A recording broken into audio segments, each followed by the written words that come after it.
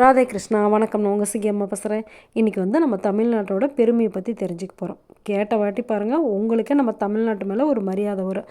அப்படி என்ன பெருமை இருக்குது அப்படின்னு தானே கேட்குறீங்க. சரி, இப்போ தெரிஞ்சுக்கலாமா? நம்மளுடைய பெருமாளுக்கு 108 திவ்ய தேசங்கள் இருக்குது. எவ்வளவோ கோவில் இருக்கும்போது 108 திவ்ய தேசங்கள் மட்டும் ஏன் சொல்கிறோம் அப்படின்னாக்கா, ஆழ்வார்களால் மங்களாசாசனம் பண்ணப்பட்ட கோவில்கள் தான் திவ்ய தேசங்களாக நம்ம சொல்கிறோம்.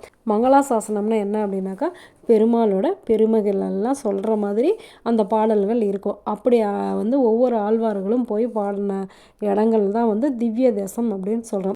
இதே மாதிரி தான் சிவபெருமானுக்கும் திருஞான சம்பந்தர், அப்பர், சுந்தரர், மாணிக்க வாசகர் இவங்க எல்லாருமே ஒவ்வொரு கோவிலுக்காக போய் பாடியிருக்காங்க. அப்படி அவங்க பாடின ஸ்தலங்களுக்கு தான் பாடல் பெற்ற ஸ்தலங்கள் அப்படின்னு சொல்லி பேர். இந்த மாதிரி 275 கோவில்கள் இருக்கா. சரி, இதில் என்ன விசேஷம் இருக்குது அப்படின்னு தானே கேட்குறீங்க.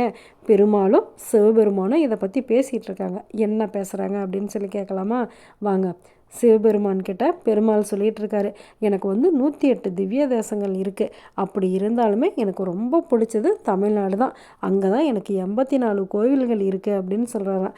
உடனே சிவபெருமான் இல்லை, எனக்கு உன்னை விட எனக்கு அதிகமாக இருக்குப்பா. எனக்கு மொத்தம் 275 கோவில் இருக்குது. ஆனாலும் 267 கோவில்கள் தமிழ்நாட்டில் தான் இருக்குது.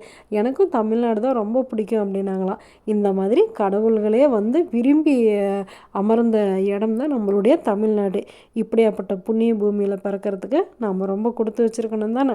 நாமளும் இந்த தமிழ்நாட்டில் பிறந்ததுக்கு பெருமைப்படுறதோடு மட்டும் இல்லை, இறைவனுடைய புகழை நம்மளால் முடிஞ்ச அளவுக்கு நாமளும் பரப்பிடலாமா? சரி, இனிமேல் என்ன பண்ண போகிறோம் அப்படின்னாக்கா, தமிழ்நாட்டில் இருக்கிற 267 கோவில்களும் எங்கெங்கே இருக்குது அப்படிங்கிறத நாளைக்கு தெரிஞ்சுக்க போகிறோம்.